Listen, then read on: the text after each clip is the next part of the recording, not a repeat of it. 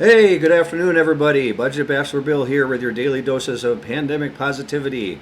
Happy Cinco de Mayo. It's right smack at noon right now on Cinco de Mayo 2021, May 5th. And what I wanted to start with today is just a happy Cinco de Mayo story. Everybody's got them with their friends, their family, parties, venues they've been to over the years. I'm certainly certain that something is going to stick out in your memory as one that was more special than the other. Maybe you had a few, a half dozen or so.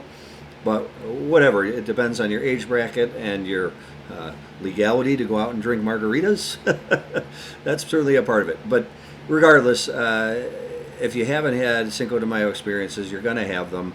And I'm just going to share one quick story here for you. It actually relates to something I've discussed, which is the Wrigley Field scoreboard. It was a Wrigley Field rooftop game several years back. It was May Day, and as everybody in Chicago knows, the temperature fluctuates in April and May when it's trying to figure out which season it's going to be. Is it going to be spring? Are we moving towards summer? We've already had it this year, 2021, 30-degree days, 40, 50, 60, up to I think 75, even an 88-degree day within the last couple of weeks. Adjust my screen here, get everything in there. Anyway, colors and brightness.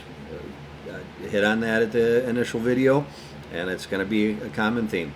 So we're at the rooftop. It's a philanthropic group. I'm with about 100 people in this group. I've been a few years, and it's just a great roof deck. It's got drinks flowing. It's got mini bars. It's got food. It's got tables, and of course the stands on the rooftop so you can see into Wrigley Field. Game being a total sideshow for all the other stuff going on with the people and the male-female companionship and everything else going on in the party, with just happiness and conversation and interaction galore. But it was a great time. Anyway, so the game starts at 1:20. It's about 75 degrees.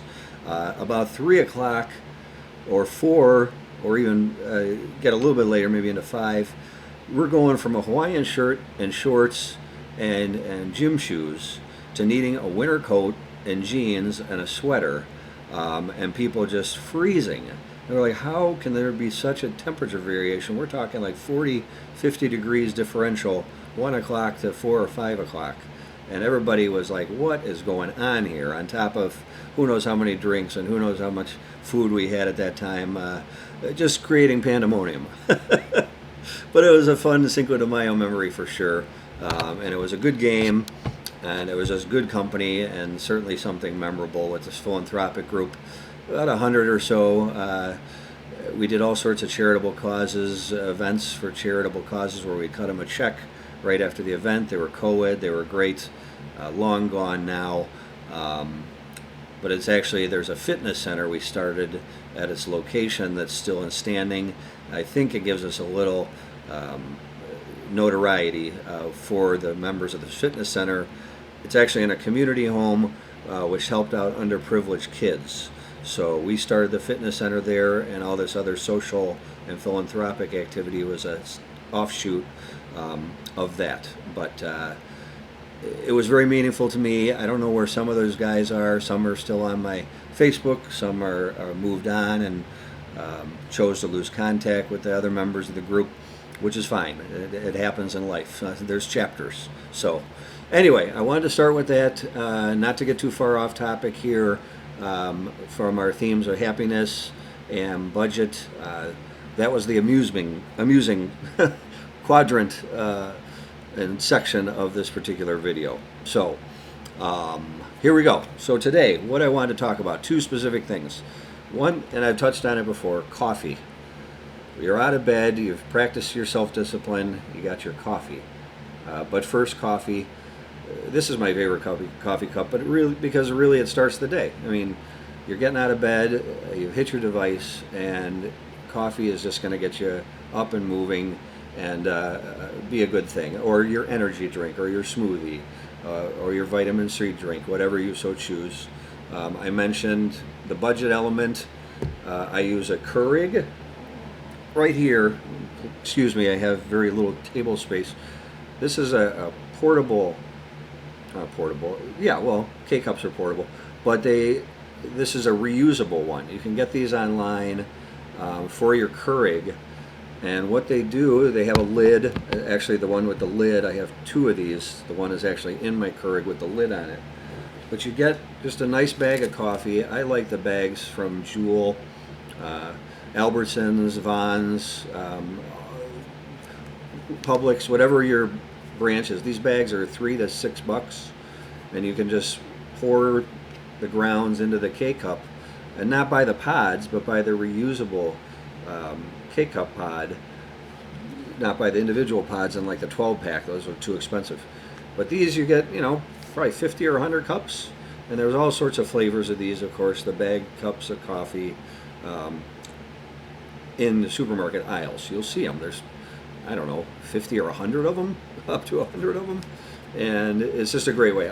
I choose Jewel, Albertsons. Target's got some great flavors, and then you'll figure out which ones have the most unique, the most authentic flavors, and which ones are more of the generic ones as time goes on. But my advice is to experiment that way, because you got your reusable K-cup. You're not going to be spending a lot of money anyway. You pour these in, you use the reusable lid on these, you stick them in the K-cup just like it would be one of those pods from the dozen packs. But this is reusable, so all you have to do is just dump out the grounds and wash it to reuse it again and again and again and again, and buy these for $3 to $6. Simple. So there's my coffee advice, with the personal touch, but first coffee. But first something to get you energy, some liquid to get you energetic. So that's one of the items I wanted to discuss in this video. Of course, I have my regular, it's just a bill from the previous, and Wilson, who's hiding, there's Wilson from the previous one, around. Those two are going to be constants, again, video to video. All right, so second budgetary tip, and this I've used for years. You can use it with your friends, you can use it with your family, you can use it by yourself or have a friend with you to help you, depending on your level of hand-eye coordination. That's what I'll say about this. But it's a clippers. So when you've needed, these were much needed, like this whole year. I mean, especially when salons were shut down. They're still not open 100%, and with the social distancing and the mask measures, it's almost better if you can kind of self-contain and do something like this yourself. But these clippers, what are they going to run you? 10 to 20 bucks, and they'll last. I think I bought 3 of these in the last decade, so they'll last a very long time, and you're going to save a lot of money and a lot of time doing something like this yourself. Put like an old T-shirt down or a towel with whatever mirror you have in your bathroom, in your living room, and they've got adjustments, so it takes out a certain amount of hair. I think they're numbered 1 through 5 or 6. Absolute worst case, the real low ones are like around your ears, and you can just use a scissors, or buy a cheap handheld mirror and get the back of your neck. This is going to vary, of course, male and female, and you can decide what you can do with it and what you can't, and where the consequent budget is going to be and where it can't be, and it's worth a little extra effort to have someone do it. So depends on your hair length, depends on your hair thickness and consistency, all of that. But I found that it's really not that complicated if you're going to invest the time and the self-discipline to do it, and it's going to consequently equal, anywhere from $1,200 to $2,000, maybe more, a year. Think about that. So those are 2 tips for today. You got the coffee and you got the clippers. Wahl is the brand, W-A-H-L. That's the most reliable. I think that's the most long-standing. Remington's another one. And they're available at Marshall's, at Ross, at Target, at the big retailers out there, Walmart. It's just a good idea. So signing out with Wilson on Cinco de Mayo. Hope you have a terrific Cinco de Mayo. Go get a margarita, go get some chimichangas, some quesadillas, some tacos. People are diverse in my fields and sales and service. I've worked with a lot of people of Mexican backgrounds, and they are all hardworking, and they really try to be friendly, to go to to go to their country and visit like Cancun, Puerto Vallarta, some other ones down there. Mazatlan's another one that I've been to personally. I'm sure you can name your own, but if you haven't been, I definitely recommend it in your future. If you have been, going back is great because it's just sunny, and you get a lot of equator kind of sunsets down there, so you see literally the sun sometimes set into the ocean if you're at the right time of the evening.